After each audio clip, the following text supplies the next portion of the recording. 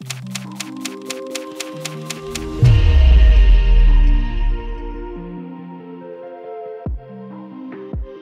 gloire au Seigneur, on est venu pour le célébrer de tout notre cœur. Amen. Gloire à Dieu.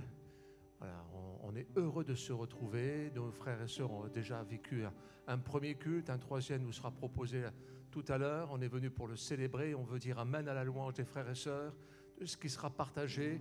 Ne soyons pas surpris si on est un peu déstabilisé, ce n'est pas un problème. Avant toute chose, c'est le nom du Seigneur que nous voulons voir à l'œuvre dans nos cœurs, dans nos vies, dans nos corps. On remercie le Seigneur afin que Dieu bénisse ces instants et afin que son nom soit élevé au-dessus de tout nom. Merci Seigneur.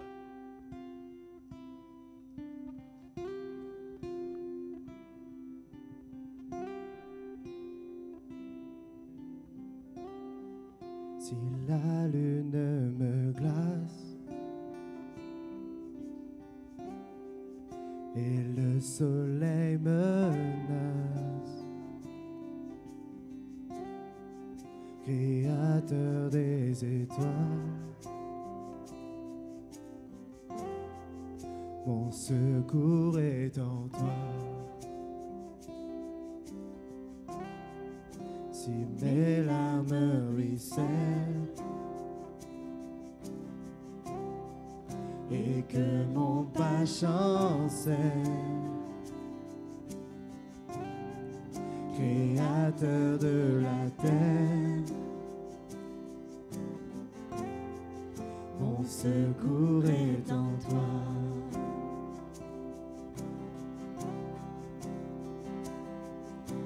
Je lève les yeux vers les hauts sommets.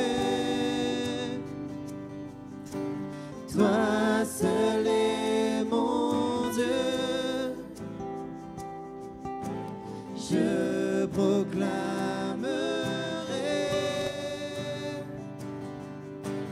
toi seul.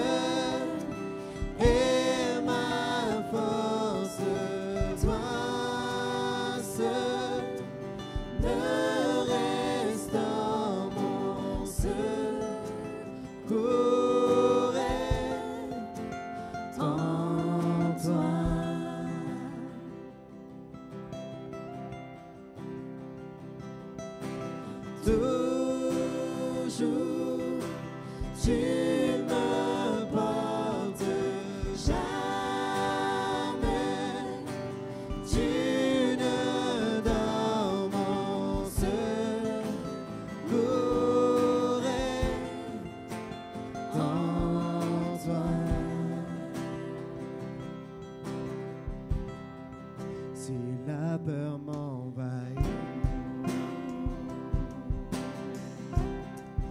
et mon âme chavire, Créateur de la vie, mon secours est en toi. Alors je lève les yeux.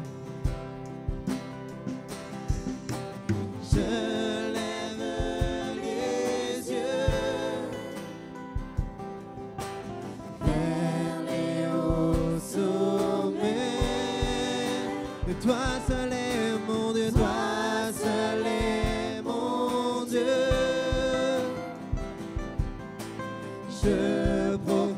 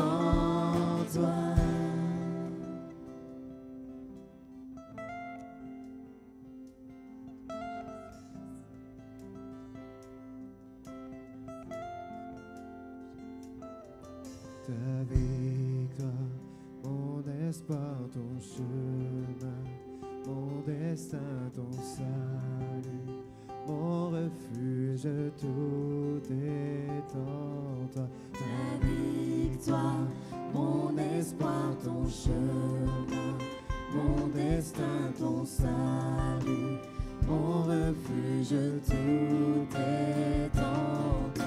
Ta victoire, mon espoir, ton chemin, mon destin, ton salut, mon refuge, tout est en toi. Ta victoire, mon espoir, ton chemin, mon destin, ton salut, mon refuge, tout est en toi.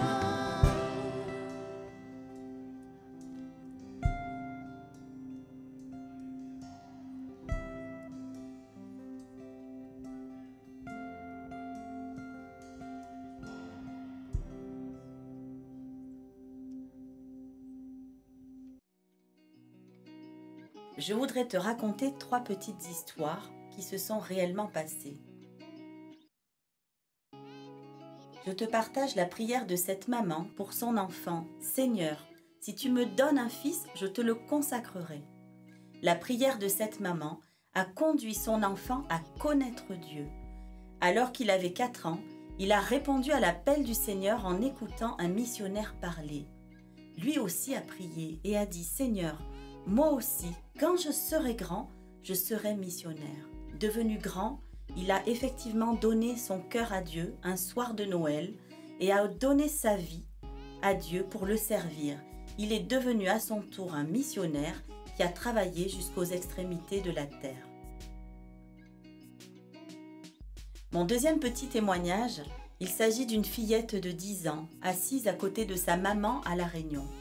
Le pasteur fait un appel et sa mère la pousse à aller devant pour que le pasteur prie pour elle. Ouh, elle avait un peu honte et gênée, elle ne voulait pas y aller. Poussée par sa maman, la fillette va sur le devant de la scène. Le pasteur prie pour elle et, à la fin de sa prière, il lui glisse quelques mots à l'oreille. « Le Seigneur a préparé pour toi un travail spécial que tu accompliras quand tu seras grande. » Les années sont passées et la vie à la maison est devenue difficile. Les disputes, les mauvaises paroles sont rentrées dans cette maison. Pour autant, cette fillette n'avait pas oublié ce qu'elle avait reçu dans son cœur. En grandissant, elle aussi a donné son cœur à Dieu et a voulu s'engager à le servir. Aujourd'hui, elle accomplit encore le travail que Dieu lui a confié en étant enfant.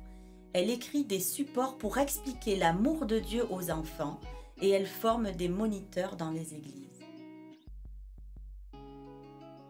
Ce troisième témoignage parle d'une jeune monitrice qui, venant de finir sa leçon auprès des petits-enfants, se demandait si les petits-enfants devant elle avaient bien compris le message qu'elle leur avait apporté. Elle avait parlé ce matin-là de l'amour de Dieu qui guérit le corps malade. Une petite fille, 4 ans, leva le doigt en demandant à prier. « Seigneur, bénis mon papa, bénis ma maman, bénis Dorothée. » La monitrice se demanda si elle n'avait pas regardé le club Dorothée à la télévision.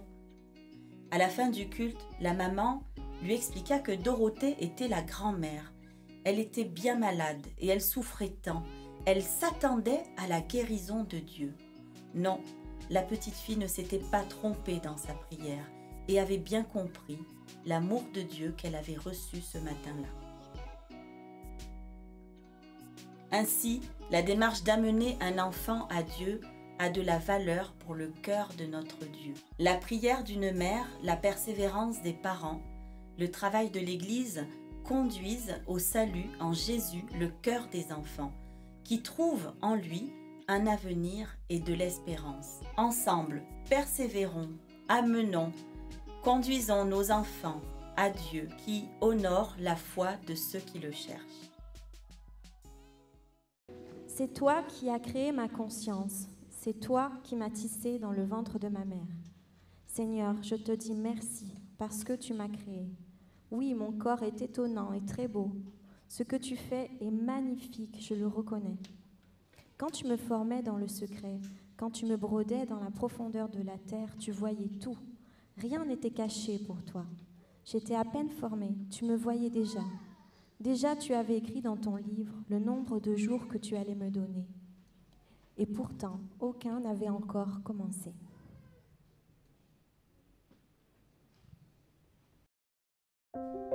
Changez votre vie. Chacun de vous doit se faire baptiser au nom de Jésus-Christ.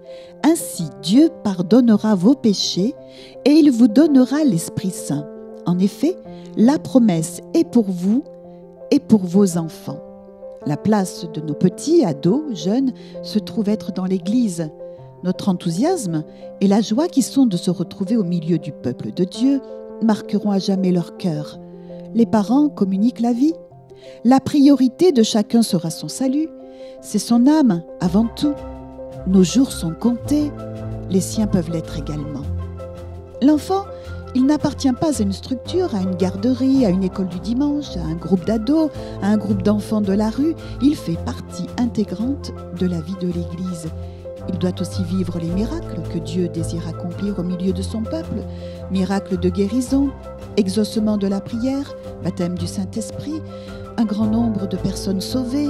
Il peut être touché dans son cœur par le sourire d'un adulte, une prière, un chant, un témoignage. Tout simplement, donnons à l'Esprit de Dieu au milieu de son peuple de parler au cœur de l'enfant. Ensemble, dites des psaumes, des hymnes, des cantiques qui viennent de l'Esprit. L'exemple parfait de Jésus. Ne savez-vous pas qu'il faut que je m'occupe des affaires de mon Père ? Il n'avait que 12 ans, certes, fils de Dieu, mais homme parmi les hommes. Dieu parle à chacun et il parlera à ce moment précis aussi au cœur des petits comme à ceux des grands. Évidemment, l'encadrement de l'enfant se fera de partout et tout au long du jour, et celui qui demeurera aussi dans son cœur, c'est l'exemple vrai des parents, aimant le Seigneur plus que tout. D'ailleurs, un père, une mère qui se ressourcent dans la parole de Dieu sont soucieux de son salut. Ils seront un exemple, se montreront, bien que parfois fatigués et chargés, tellement joyeux et heureux d'aller dans la maison du Seigneur. Tu aimeras l'Éternel, ton Dieu, de tout ton cœur, de toute ton âme et de toute ta force. Et les commandements que je te donne aujourd'hui resteront dans ton cœur. Tu les enseigneras à tes enfants, tu en parleras quand tu seras assis chez toi, quand tu marcheras sur la route, quand tu te coucheras et quand tu te lèveras. C'est le rôle de chaque parent de restaurer un moment de partage quotidien autour de la personne de Jésus. Naître dans une famille chrétienne, c'est réellement une grâce et c'est ce que j'ai pu vivre. J'ai été profondément marquée par le foyer de mes parents. C'était un foyer où l'amour régnait, la paix. Il n'y avait pas un mot plus haut que l'autre à la maison et cela m'a beaucoup marquée. C'était aussi un foyer où il y faisait bon vivre. J'avais un papa et une maman qui étaient présentes pour leurs enfants. Ils étaient attentionnés, attentifs à nos besoins et ils aimaient vraiment passer du temps avec nous. Je me souviens même de chaque mercredi, ma maman était en repos et nous prenions du temps toutes les deux. Nous nous levions, nous déjeunions ensemble et puis était venu le moment de faire notre petite activité du mercredi. C'est-à-dire que nous passions du temps à cuisiner parce que chaque mercredi soir, mes grands-parents venaient manger à la maison et on leur concoctait un bon petit repas. C'était des moments précieux où je partageais, j'échangeais avec ma maman. Et je vous disais que j'étais marquée par le foyer de mes parents parce que la parole de Dieu était vraiment au centre de notre maison. J'aimerais vous partager un passage de la Bible qui se trouve dans Deutéronome. Tu aimeras l'Éternel ton Dieu de tout ton cœur, de toute ton âme et de toute ta force. Que ces commandements que je te donne aujourd'hui restent gravés dans ton cœur. Tu les inculqueras à tes enfants et tu en parleras chez toi dans ta maison. Et quand tu marcheras sur la route, quand tu te coucheras et quand tu te lèveras. Oui, parler des commandements de Dieu, que sa parole soit au centre. Je voyais mes parents la méditer jour après jour, mais aussi mon papa prenait du temps avec moi pour m'apprendre à connaître Jésus. Chaque jour, quand je rentrais de l'école, après avoir goûté, il me prenait sur ses genoux et me lisait la Bible. c'était un moment merveilleux. C'était vraiment quelque chose de très important. Et il n'y avait pas un jour où nous n'ouvrions pas la parole de Dieu. J'ai aussi grandi dans une petite église, une petite assemblée où nous étions que quelques chrétiens. Alors il n'y avait pas d'école du dimanche, mais dans cette église, j'ai vraiment pu être enseignée parce que la parole de Dieu y était prêchée. J'étais exposée au message de l'évangile et j'ai été profondément touchée par la foi de ces papis, ces mamies qui étaient là fidèlement, qui priaient. Et mes parents nous amenaient à l'église avec beaucoup de joie, avec beaucoup de bonheur. C'était très important, la place de l'église à la maison. Alors, je peux vraiment vous dire que j'ai grandi dans des conditions de vie idéales pour un enfant. Mais cela a été permis parce que Jésus était placé au centre de notre foyer. Alors oui, il y a eu des moments difficiles, des épreuves. Mais en restant les yeux fixés sur Jésus, alors on a pu remporter la victoire. J'aimerais vraiment vous encourager, vous parents, à être vraiment ces modèles pour les enfants que le Seigneur vous a confiés. Parce que Dieu vous utilise premièrement auprès de vos enfants. Avec mon mari, il y a un verset qui nous touche beaucoup. C'est « Tu instruiras l'enfant dans la voie qu'il doit suivre, et lorsqu'il sera vieux, il ne s'en détournera pas. » C'est notre prière. Nous voulons être ces modèles pour nos enfants. Nous voulons refléter Christ afin que nos tout-petits, dès leur plus jeune âge, puissent être exposés à l'Évangile. Nous croyons que Jésus aime les enfants. Nous croyons que Jésus aime la famille et que son désir vraiment, c'est que tous soient sauvés. Alors soyez bénis et encouragés.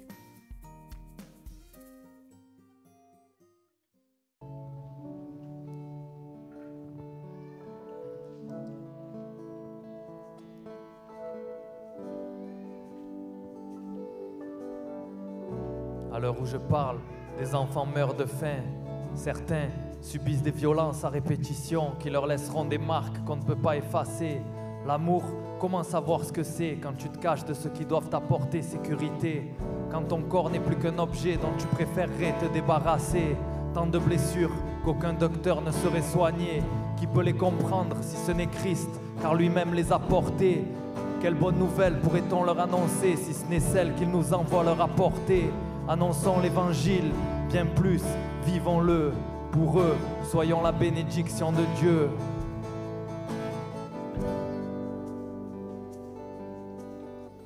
Ce que nous avons entendu, ce que nous savons, ce que nos pères nous ont raconté, nous ne le cacherons pas à leurs enfants. Nous redirons à la génération future les louanges de l'Éternel, sa puissance et les merveilles qu'il a accomplies. Il a établi un témoignage en Jacob, il a mis une loi en Israël. Et il a ordonné à nos ancêtres de l'enseigner à leurs enfants, pour que la génération future, celle des enfants à naître, la connaissent, et que devenus grands, ils en parlent à leurs enfants. Ainsi, ils mettraient leur confiance en Dieu, ils n'oublieraient pas la manière d'agir de Dieu et respecteraient ses commandements. Psaume 78, versets 3 à 7.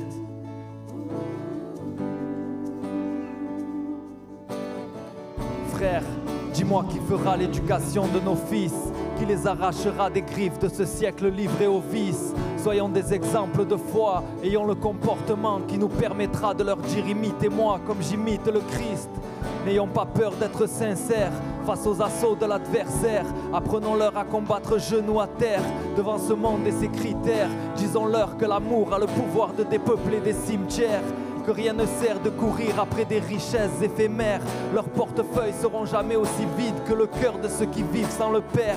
Apprenons-leur le privilège de la prière, la puissance de la parole au centre dans un foyer. Ayons l'audace de vivre comme si nos vies pourraient leur en témoigner. Apprenons-leur à prier, bien plus, apprenons-leur à briller. Que la lumière de Christ reflète leur vie, qu'ils soient participants de son œuvre. Sa promesse, c'est que de nous et que de nos enfants jaillissent des fleuves. Annonçons l'évangile, bien plus, vivons-le. Pour eux, soyons la bénédiction de Dieu.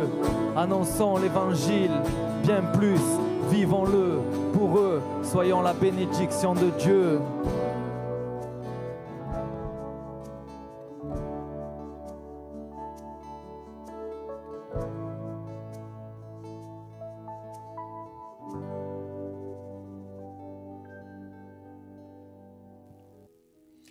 Quand nous avons nos petites filles, nous avons décidé de ne pas avoir de stratégie. Nous n'avons pas changé notre langage, on ne va pas changer notre comportement. Et nous ne nous privons pas d'aller à l'église. On les emmène avec nous. Et elles sont toutes heureuses parce qu'elles veulent chanter Alléluia. Leurs parents savent que nous les accueillons et nous les gardons avec beaucoup d'amour et avec joie.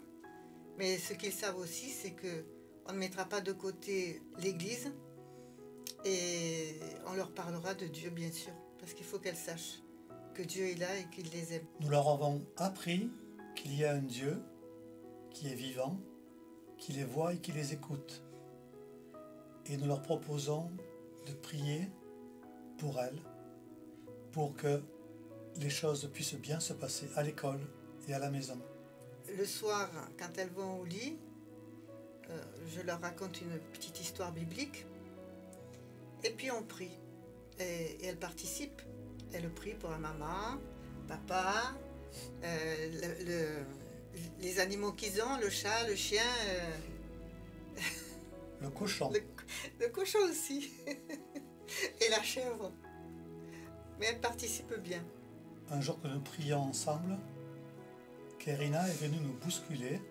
Elle s'est assise à côté de nous et elle a prié pour son papa, pour sa maman, pour sa sœur. Et moi, j'ai prié pour elle parce qu'elle avait passé 2 nuits très difficiles. J'ai prié pour qu'elle puisse passer une bonne nuit. Et puis, Kérina est partie. Elle a dit, c'est trop long. Lorsque nous passons à table, Kérina nous dit, on ne dit pas Seigneur ? Et elle a pris l'habitude de nous entendre prier. Et elle a décidé de prier aussi. Donc maintenant, nous prions chacun notre tour. Et c'est elle qui décide. Si c'est papy, mamie ou elle qui prie. Et je me souviens un jour que la maman de Julia avait très mal à la tête. Elle lui a demandé d'être sage parce qu'elle avait mal à la tête. Et Julia, elle devait avoir 3-4 ans. Elle lui a dit, tu veux que je prie pour toi, maman ? Elle est allée dans sa chambre. Elle a prié. Elle est revenue. Elle dit, maman, tu as encore mal ? Et la maman, oui, ma chérie, j'ai encore mal. Bon, ben je vais prier encore. Puis elle est partie dans sa chambre, elle a reprié. Et elle revient. Maman, ça y est, t'as plus mal ? Encore un petit peu, ma chérie. Bon, ben je vais aller encore prier. Puis pour la 3e fois, elle est allée prier. Et quand elle est revenue, sa maman n'avait plus mal à la tête. Notre priorité, c'est que les enfants soient heureuses chez nous. Donc on va au parc, à la tyrolienne, au toboggan, au bol. Nous voulons qu'elles soient heureuses. Nous amenons à la plage aussi. Et quand il fait pas beau, ben, on fait des travaux manuels à la maison. On fait de la pâte à sel, on fait des jeux de société. On s'occupe. Elles sont heureuses et nous aussi. Au moment du départ, nous avons trouvé une solution parce qu'elle pleurait. Elle pleurait dans la voiture, elle se cachait parce que quand la voiture démarrait, elle pleurait.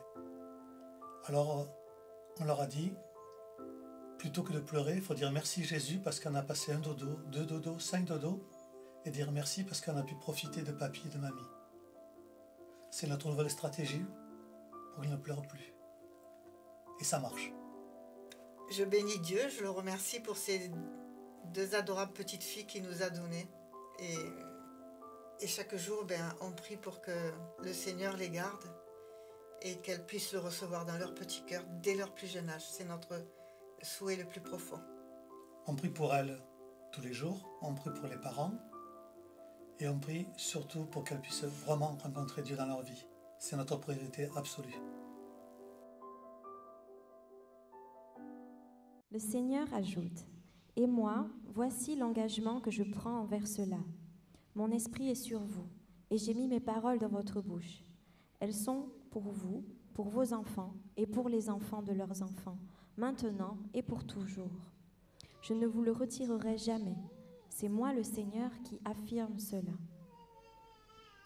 Crois au Seigneur Jésus, alors tu seras sauvé, toi et ta famille. » Des gens emmènent des enfants à Jésus pour qu'il les touche, mais les disciples leur font des reproches. En voyant cela, Jésus se met en colère et il dit à ses disciples, « Laissez les enfants venir à moi, ne les empêchez pas. En effet, le royaume de Dieu appartient à ceux qui sont comme des enfants.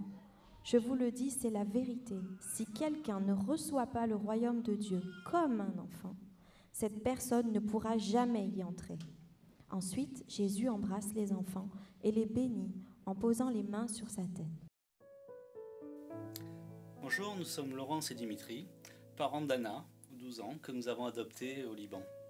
Nous nous sommes mariés dans cette église en 1998 et à l'occasion de notre mariage, nous avons reçu ce verset qui dit « Car je connais les projets que j'ai formés sur vous, projets de paix et non de malheur, afin de vous donner un avenir et une espérance. » Convaincus que les plans de Dieu sont les meilleurs pour nos vies et que c'est ce qu'il a prévu, nous avons décidé de laisser notre foyer dans les mains du Seigneur et de demeurer dans la volonté de Dieu. Fort de cette conviction que Dieu dirige nos vies depuis le départ, nous avons bien évidemment fait le choix de demander au Seigneur d'agrandir notre famille. Et cette demande, nous l'avons adressée au Seigneur en 1999. Et notre fille Anna est arrivée dans notre foyer en janvier 2009, soit 10 ans plus tard. Alors, étant donné le délai imparti, vous vous doutez bien que les choses ne se sont pas passées tout à fait comme nous les avions prévues. Confrontés à l'infertilité, nous avons fait appel à la médecine, convaincus aussi que Dieu pouvait faire des miracles, que Dieu pouvait faire un miracle et guérir. Nous avons attendu, nous avons laissé faire, et un peu de temps est passé, un peu plus, et encore un peu plus. Et s'est posé la question de l'adoption. Alors, nous ne voulions pas que l'adoption soit un plan B, mais nous voulions vraiment que l'adoption soit un plan qui soit prévu pour le Seigneur, pour notre foyer. Alors, nous avons prié pour ça et le Seigneur a disposé toutes choses. Il avait mis un frère dans un avion qui venait du Gabon pour nous parler de l'adoption. Mon épouse était au téléphone avec une sœur et évoquait le sujet de l'adoption nous concernant. J'étais dans ma chambre en train de prier et là le Seigneur est venu mettre quelque chose sur mon cœur, est venu mettre quelque chose sur le cœur de Laurence et a confirmé que oui, cette adoption pour Anna était celle qu'il avait prévue pour notre foyer. Alors être dans la volonté de Dieu, c'est aussi accepter de combattre. Et bien sûr, quand on combat avec Dieu à nos côtés, on est sûr de la victoire. Donc on a vécu des choses extraordinaires avec le Seigneur dans ce projet, dans cet accomplissement de cette promesse. Dieu nous a bénis sur le plan financier, sur le plan affectif, sur le plan spirituel. Nous n'avons manqué de rien. Et je me souviens quand on est arrivé au Liban, le directeur de l'orphelinat nous a donné ce verset « Ma grâce te suffit. Et c'est dans tes faiblesses que je me glorifierai. » Et vraiment, nous avons, je crois, vécu chaque mot de ce verset. Et vraiment, on s'est retrouvés seuls, enfin, l'impression d'être seuls puisqu'on était éloignés de notre pays, de notre église. Mais nous avons été tenus par Dieu et soutenus et Dieu nous a menés à cette merveilleuse victoire. Voilà, c'est vraiment quelque chose de merveilleux pour notre vie, une expérience unique. Chaque jour, chaque problème, le Seigneur a apporté sa solution et nous a fait remporter des victoires avec lui. Et c'est la bénédiction de l'Éternel qui enrichit et il ne la fait suivre d'aucun chagrin. Et vraiment, nous bénissons Dieu pour cette adoption où nous avons une enfant qui est bien dans ses baskets. Cette adoption qui est une adoption réussie est un témoignage pour les services sociaux, est un témoignage pour nos familles, mais aussi pour l'Église qui nous a portés. Lorsque nous étions au Liban, nombre de vous avaient prié pour nous. Et quand nous sommes revenus avec notre enfant, ça a été une victoire, une grande victoire. Et nous sommes réjouis ensemble et nous nous réjouissons ensemble. Et merci Seigneur pour notre enfant, merci Seigneur pour notre foyer, merci pour ce que tu as fait Seigneur dans notre vie et ce que tu vas faire encore. Nous attendons à toi.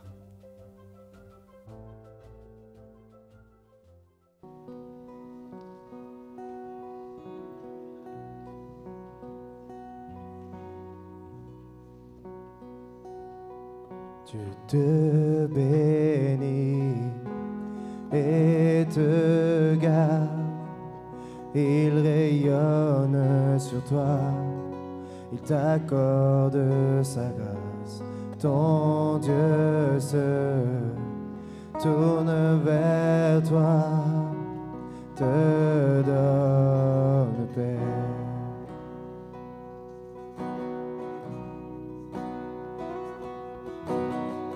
Dieu te bénit et te garde, il rayonne sur toi, il t'accorde sa grâce. Ton Dieu se tourne vers toi, te donne paix.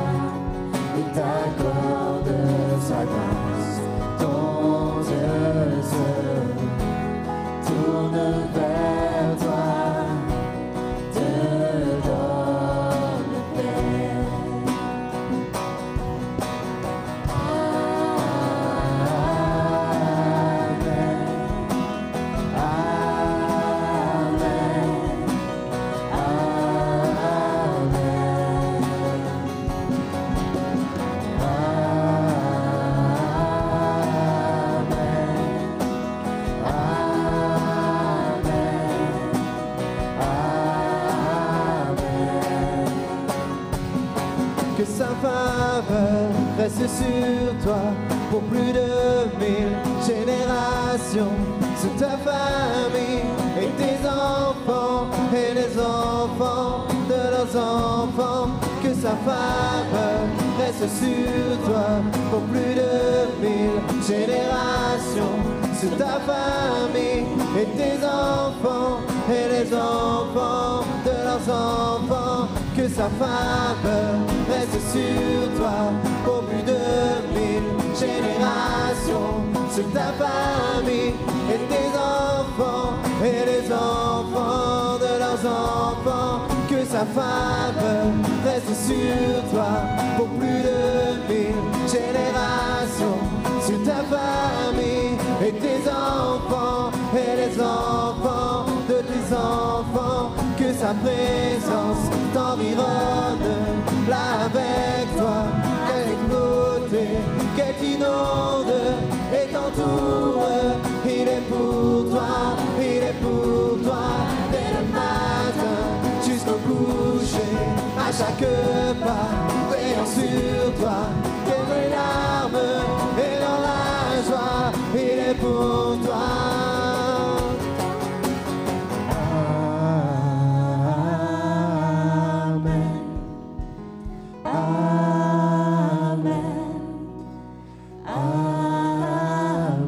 Ensemble, oui, je le crois. Amen. Tes promesses sont oui, amen. Amen. Tu ne te repens pas de tes dons. Amen. Une dernière fois, tous ensemble. Amen.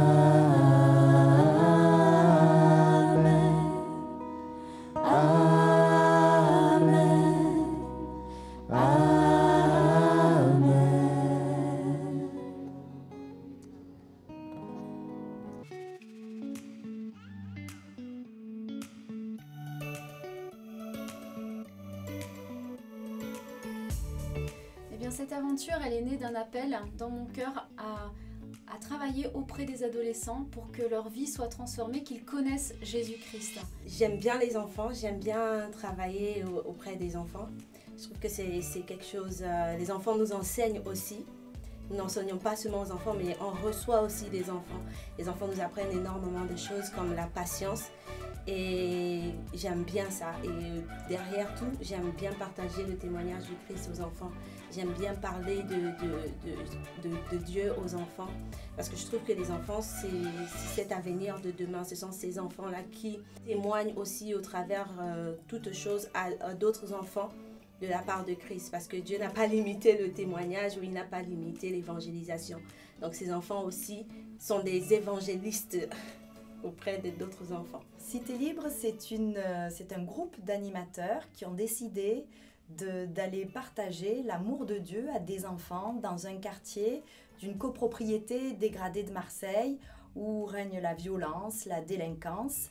Depuis 17 ans, apporter un peu d'amour, d'attention et d'affection à des enfants qui sont dans ce quartier.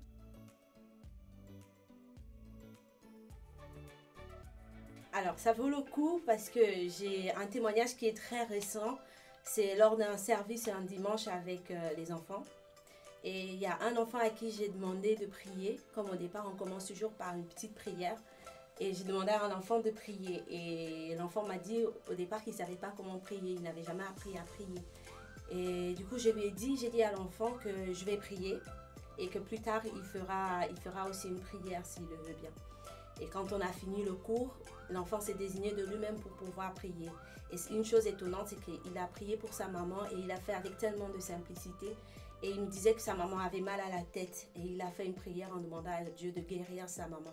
C'était tellement merveilleux parce que l'enfant parlait comme s'il parlait à quelqu'un qui était présent, qui parlait à son papa pour une guérison, qui demandait à Dieu de guérir sa maman. Et ce sont des expériences comme ça que nous aimons, que particulièrement j'aime vivre, de voir que les enfants apprennent à connaître Dieu au travers de ce que nous enseignons. Ils apprennent ce que c'est une relation avec Dieu le Père. Ils apprennent à communiquer avec Dieu simplement, sans pourtant compliquer les choses. Et je trouve que c'est magnifique de voir ça. C'est magnifique de voir des enfants qui apprennent à avoir cette relation avec le Père. C'est lors d'une de nos rencontres dans le quartier que nous avons connu une petite fille qui venait avec ses frères de temps en temps à nos animations, mais qui ne pouvait pas venir régulièrement parce qu'elle était atteinte d'une maladie, d'une leucémie.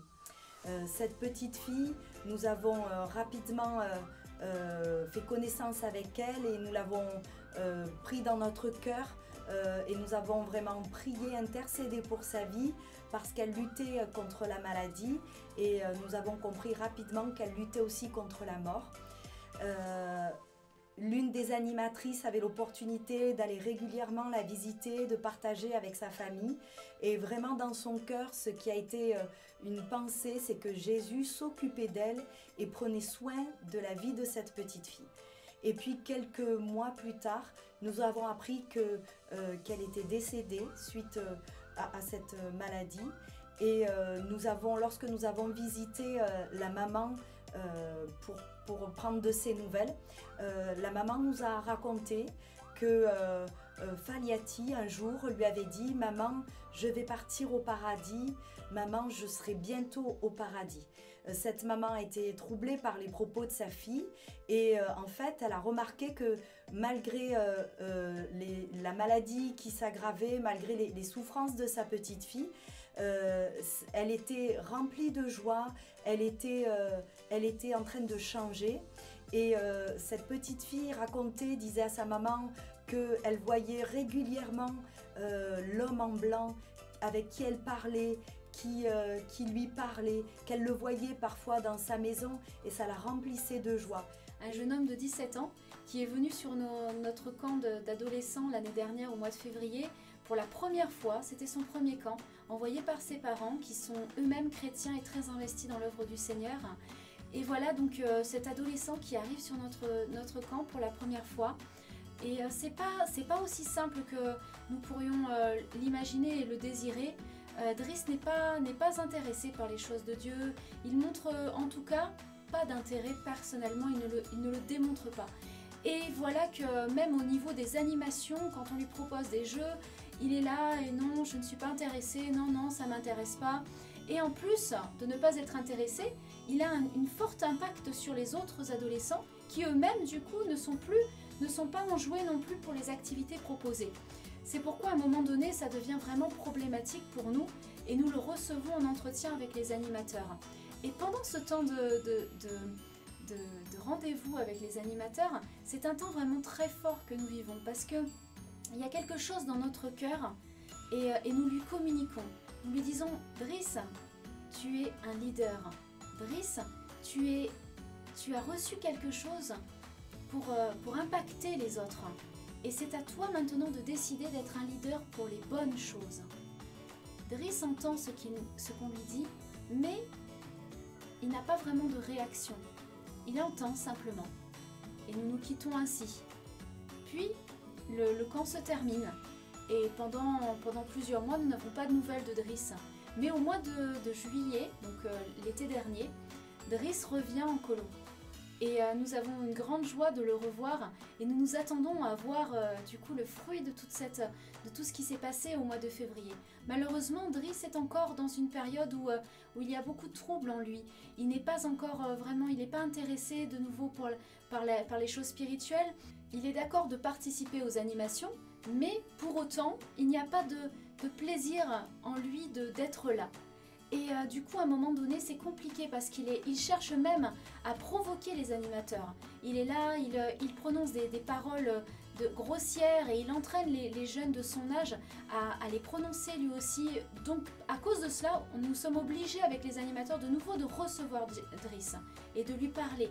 Et là, dans ce temps particulier, nous revenons avec lui sur ce qu'il a vécu en février et nous prions avec lui. Et quelque chose se passe dans le cœur de Driss. Il se pose des questions et on sent qu'il y a un mouvement du Saint-Esprit en lui.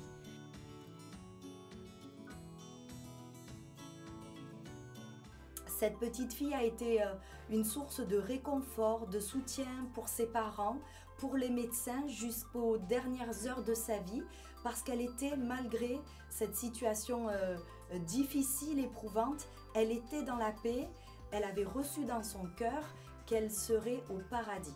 Lorsque cette maman nous a raconté ce témoignage, nous avons été bouleversés et nous avons pu dire à cette famille que cette petite fille avait rencontré Jésus, que nous avions prié pour elle et que Jésus, en effet, parfois d'une manière différente de celle auquel on peut penser, eh bien Jésus avait pris soin, prenait soin encore aujourd'hui de sa petite fille. Et en effet, Jésus, c'est celui qui vient dans notre vie. Nous, notre choix, notre décision pour toute cette équipe est d'annoncer l'évangile, de semer. Puis, le camp se termine. Et à notre grande surprise, nous recevons tous, à la fin du camp, un message de la part de Driss qui nous dit merci. Merci beaucoup. Et à tous les animateurs, un message particulier. Ce n'est pas un copier-coller qu'il a fait, un message à chacun en disant merci à l'un pour ta gentillesse, merci à l'autre pour ton écoute, merci à l'un de m'avoir conseillé. Et c'est extraordinaire parce qu'il ajoute, dans le message qu'il m'envoie, il ajoute « Aujourd'hui, je sais, maintenant je vais me concentrer sur mon appel ». Eh bien, j'ai la joie de vous dire qu'aujourd'hui, Driss a donné sa vie à Jésus-Christ, qu'il est passé par les eaux du baptême, qu'il l'a rencontré personnellement. Et je voudrais dire, voilà, prions encore pour nos ados, parce que c'est une richesse pour eux que ces temps mis à part, et que Dieu vraiment les bénisse abondamment et continue son œuvre au milieu d'eux. On peut dire que les enfants aujourd'hui témoignent aussi, comme je disais au départ, témoignent de Dieu.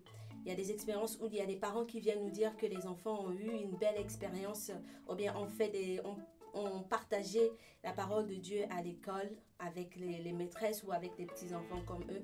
Vous avez des maîtresses qui témoignent auprès des parents en disant que votre enfant est particulier, il est différent, il a fait telle chose, parce que les maîtresses aussi derrière parlent aux enfants. Autour d'une cour, vous allez voir, l'enfant va agir d'une manière différente et même parfois l'enfant va prier pour la maman quand elle ne se sent pas bien. Tu verras, une maman viendra vers nous et nous dira non, il a prié hier, il a aimé le témoignage hier, et je trouve que c'est merveilleux d'avoir cet impact auprès des enfants et pour les familles aussi, parce que effectivement, comme je dis toujours, c'est merveilleux de vivre ces expériences et ces témoignages de la part des parents également. Nous avons entendu parler des événements d'autrefois, nous les connaissons. Nos parents nous les ont racontés. Nous ne les cacherons pas à nos enfants. Nous raconterons aux générations qui viennent les actions glorieuses du Seigneur, sa puissance et les choses magnifiques qu'il a faites. Ça se passe dans un coin du monde. Elles sont ces grandes filles de 11 à 13 ans à peine, encore des enfants, donnés en mariage à des hommes parfois aux cheveux grisonnants. Et toutes petites, elles ont connu l'excision. La pratique de cette mutilation, elle est coutumière, inévitable, et ne pas le faire serait un sacrilège et les mènerait à l'exclusion. Les préadolescentes, elles vont accoucher dans leur case, sans aucune assistance médicale, parfois une matrone à leur côté. Elles sont déjà mutilées par l'excision douloureusement marquée dans leur corps. Et elles deviennent, après l'accouchement, pour plusieurs, ces jeunes filles qui vont porter ce nom avilissant, déshonorant, de fistuleuses, parce qu'elles deviennent incontinentes.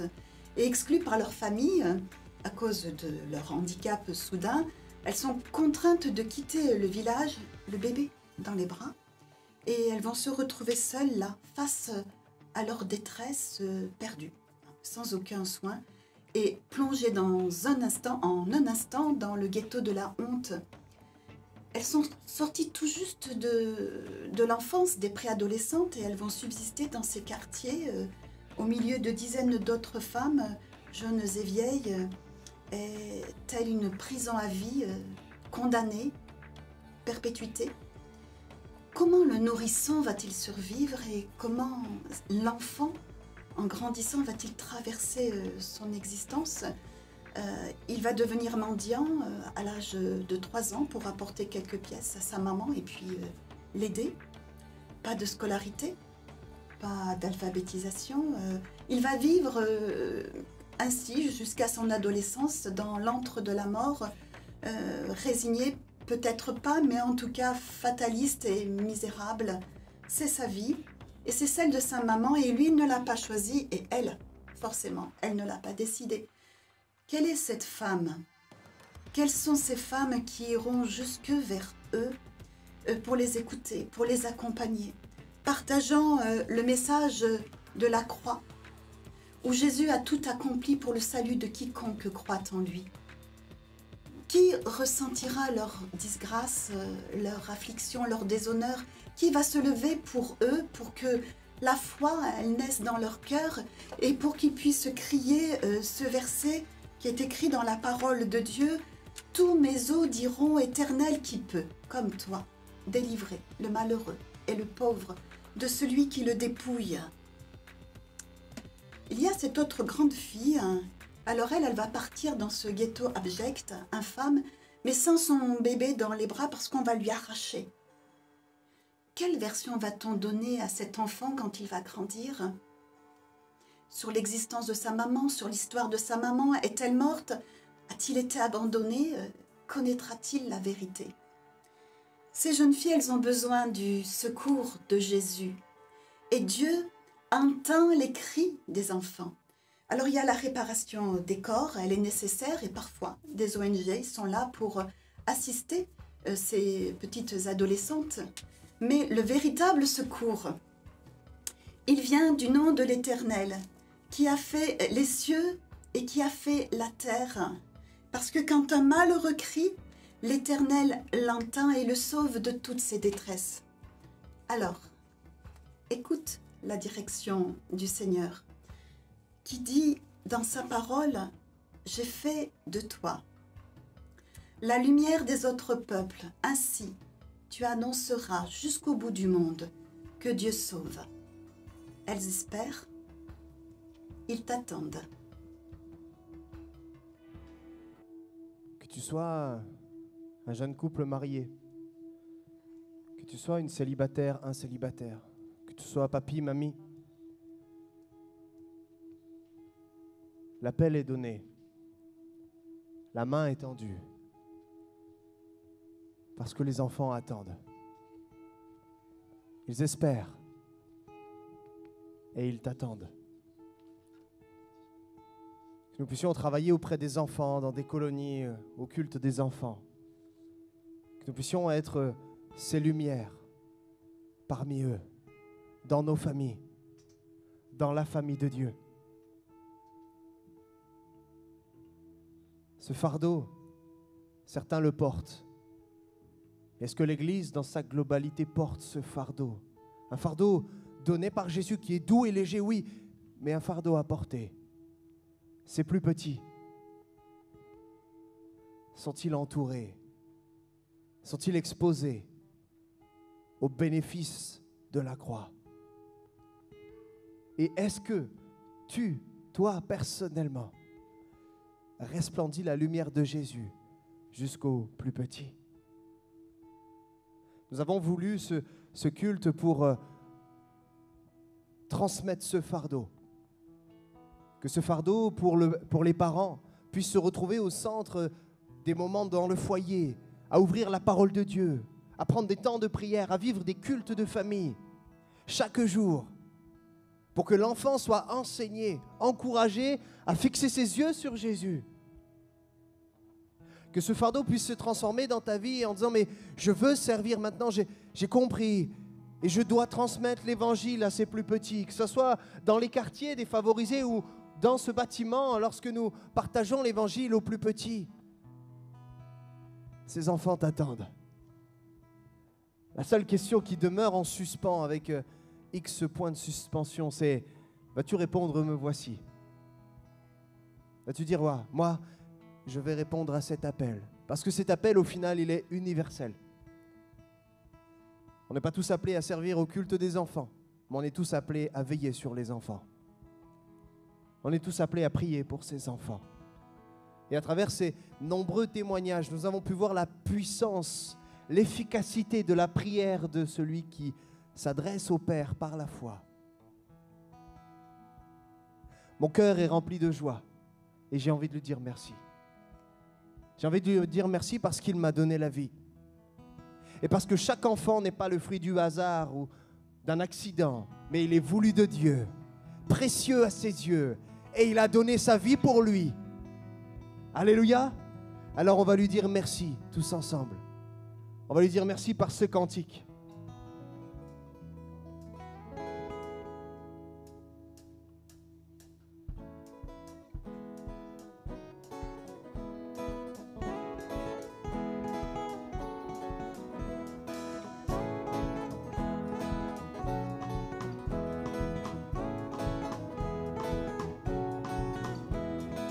Je lui dis merci, merci, merci pour la vie. Je lui dis merci, merci, merci pour la vie. Je ne suis pas né par hasard, Dieu m'a voulu ici.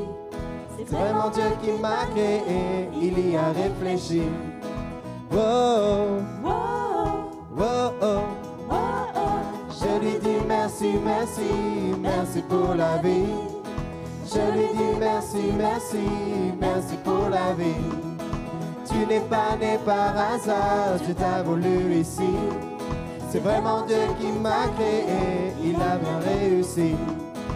Oh oh, oh oh, oh oh, oh oh. Je lui dis merci, merci, merci pour la vie.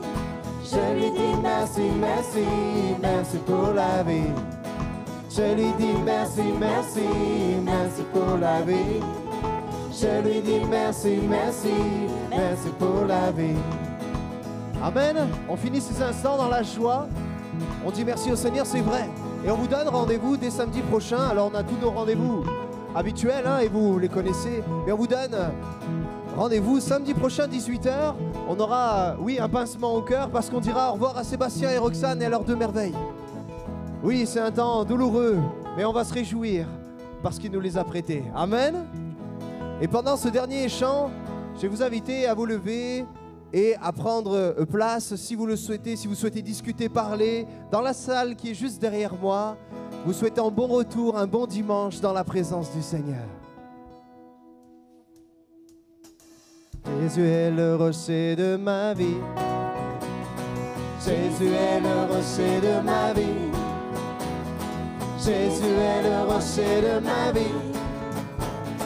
Jésus est le rocher de ma vie. Jésus est le rocher de ma vie. Jésus est le rocher de ma vie. Jésus est le rocher de ma vie. Jésus est le rocher de ma vie. Il est où? Il est en haut, en bas, devant, derrière, autour de moi. Il est en haut, en bas, devant, derrière, autour de moi. Il est en haut, en bas, devant, derrière, autour de moi.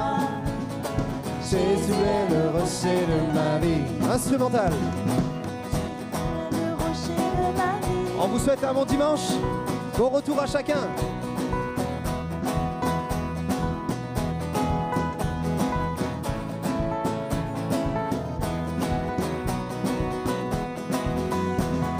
Jésus est le rocher de ma vie. Jésus est le rocher de ma vie. Jésus est le rocher de ma vie. Jésus est le rocher de ma vie. Il est où? Il est en haut, en bas, devant, derrière, autour de moi. Il est en haut, en bas, devant, derrière, autour de moi. Il est en haut, en bas, devant, derrière, autour de moi. Jésus est le rocher de ma vie. Jésus est le rocher. Jésus est le rocher de ma vie. Jésus est le rocher de ma vie. Jésus est le rocher de ma vie. Jésus est le rocher de ma vie. Il est haut, il est en haut, en bas, devant, derrière, autour de moi. Il est en haut, en bas, devant, derrière, autour de moi. Il est en haut, en bas, devant, derrière, autour de moi. Jésus est le rocher de ma vie. Jésus est le rocher de ma vie. Jésus est le rocher de ma vie. Jésus est le rocher de ma vie.